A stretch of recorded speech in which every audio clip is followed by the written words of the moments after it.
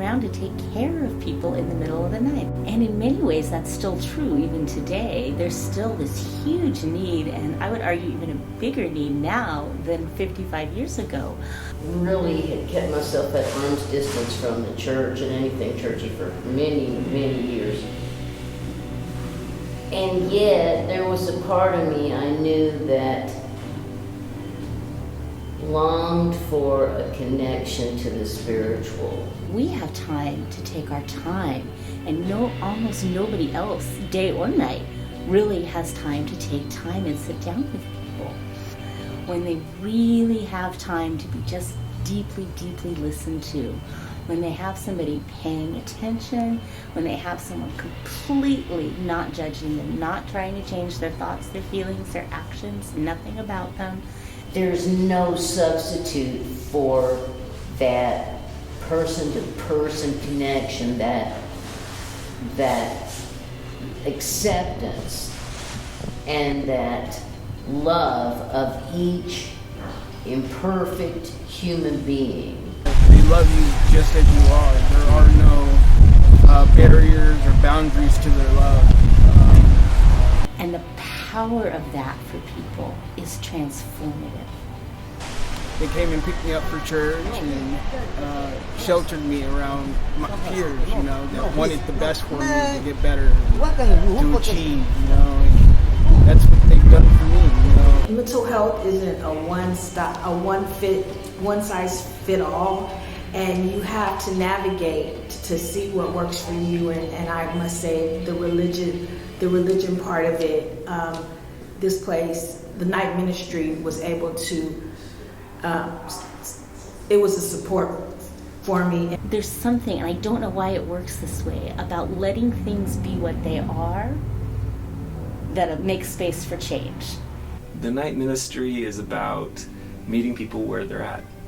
We meet people where they are at. And one of my favorite things that I see grow in that space is people's hope.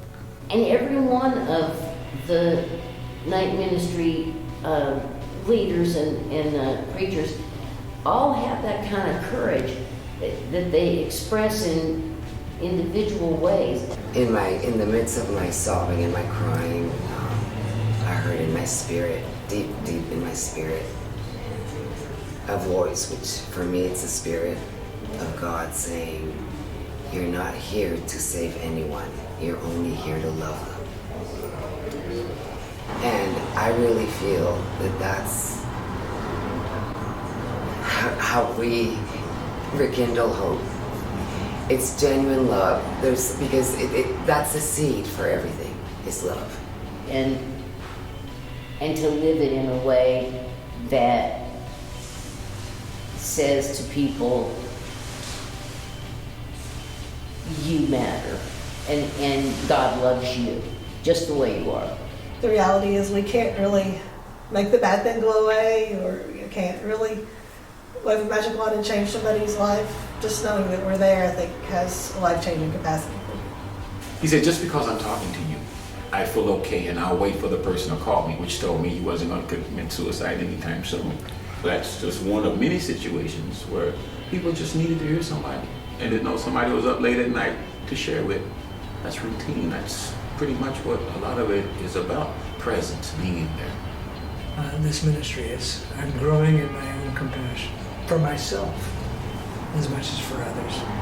For me, it has really shaped who I am as a minister, and it has shaped the ways that I see people walking on the streets or people who are experiencing difficulty and experiencing homelessness. And initially when I heard about this ministry, I thought it would be a ministry to the homeless population, and to find out later that it was for anyone, anywhere in the world basically, who can call in or chooses to call in. Like, it could be like a derelict, a homeless person, and then a millionaire in here. And it is just awesome. To me, it's San Francisco. Night ministry, for me, is about tending to the soul of San Francisco, which for me is so special because I love San Francisco. And at the end, she said words that I never expected to hear. She said, "Thanks. This was fun tonight." And I went home thinking, yeah, for me too. And people look at me like I'm crazy, like you work outside at night with homeless people, and they want me to say it's, humbling or rewarding or whatever, and it's all those things too. But it's fun. I have a good time. I really hope the night ministry has been around 53, 54 years. I hope it continues for 50,000 more years. I just think it's really a good place.